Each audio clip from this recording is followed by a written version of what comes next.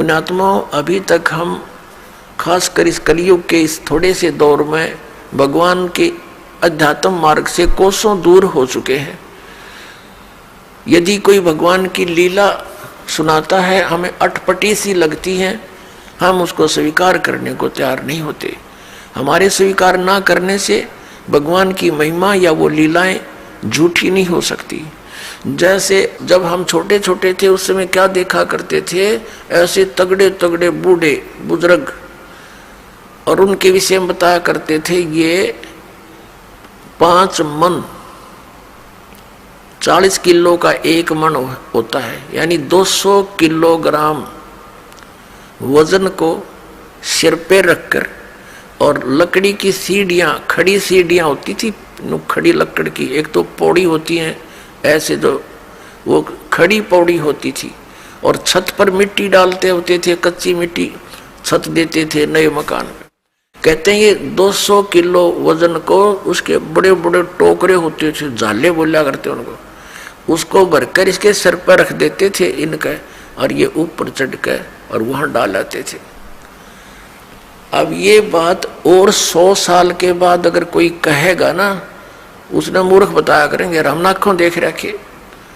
क्योंकि और 100 साल में तो देख लो, इब कोई 10-50 किलो वजन ठानी आदमी नहीं रह रहा, और आने वाले 100 साल में तो इतनी प्योद रह जाएगी,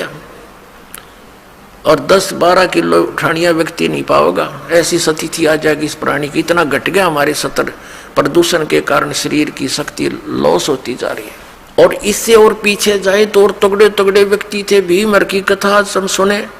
तो कोई ना सिर गले उतरती, और वो सच्ची थी सारी। ये तो ही एक बल के आधार से, एक आध्यात्मिक बल अलग होता है। अगस्त ऋषि जी ने 7 समुद्रों को एक ही घूंट में ऐसे चुलू उठाई थी और ऐसे पी लिया था, खाली हो गया था ये बिल्कुल। इसमें ये मगरमच्छ तड़पते दिखाई दे थे, और फिर प्रार्थना की गई, हे ऋषि जी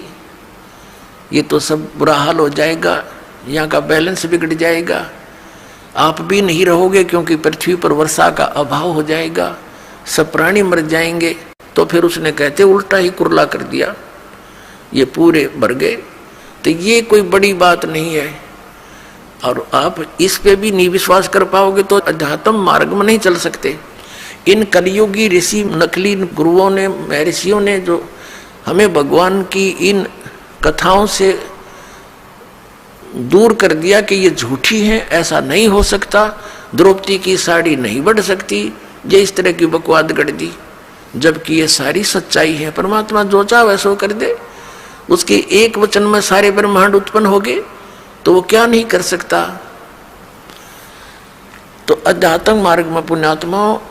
अविश्वास नहीं चलता, और पहले हमारे पूर्वजों को अविश्वास नहीं था, और उस अविश्वास का और ब्लाइंड फेथ था उनका भगवान में और उन गुरुओं में,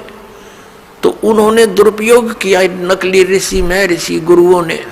ये वर्तमान के कलयुग क्या ने, कि उनके ब्लाइंड फेथ को, कि जो गुरुजी बोल रहे हैं वो सारी सच्ची होती हैं, हमने ब्लाइंड फेथ किया, और जो मार्ग उन्होंने बता दिया हमने ये सोचकर ग्रहण किया कि ये हमारे सदग्रंथों से ही पढ़कर सुनकर वहीं से इन्होंने ज्ञान दिया।